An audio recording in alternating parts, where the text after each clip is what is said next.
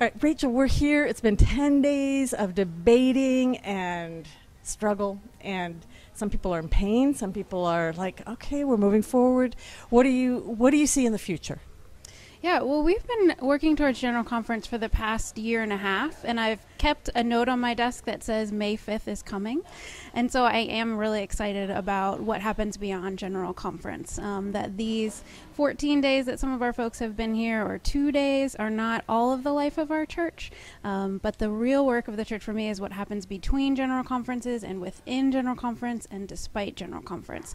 So I'm really excited about us organizing within reconciling congregations and reconciling communities.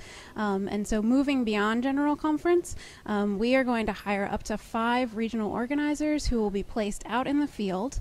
And each of them will organize 2 trainings in the next year where we'll train 300 process coaches, so that by the end of 2013, we'll have 300 people ready to resource congregations that are ready to welcome gay, lesbian, bisexual, and transgender people. And Reconciling Ministries Network congregations passed the 500 mark in the middle of General Conference, 40 years after the first prohibition. What does that say? Where are you headed with that?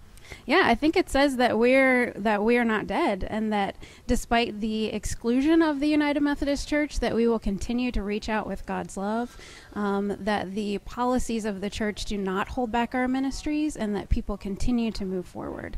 There are 502 active reconciling churches, communities like Sunday school classes or UMW units, and campus ministries, and we have 500 other congregations that are waiting in the wings, that are in their reconciling process, or have a statement, but they have to add gender identity, or they have to continue to have conversations. So we have those 500, and we're looking to build on that number. That's amazing. Now, I know there are people who are like trying to figure out what they want to do personally. This has been a difficult General Conference, and so I wonder if you have a word of hope for people, that the folks out there. So this is your chance. Yeah, in my own personal life, I find hope in the life-giving relationships that I have, and that is always the start of the reconciling process. And so I encourage you to reach out and get to know the person in the pew next to you, or that you're getting coffee during the coffee hour from, and begin to talk about, what does it mean to welcome people within our congregations? What does it mean to have gay, lesbian, bisexual, and transgender people within our congregations? And what does, are you proud and excited about your congregation? And do you want other people to be able to know that it's a safe place? That's what reconciling congregations do. So I encourage you to contact me in the RMN office.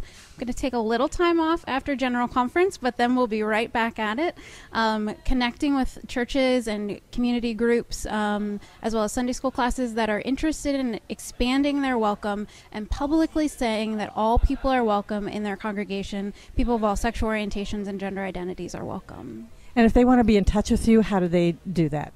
Yeah, so you can call me in the RMN office at 773-736-5526 and ask for Rachel.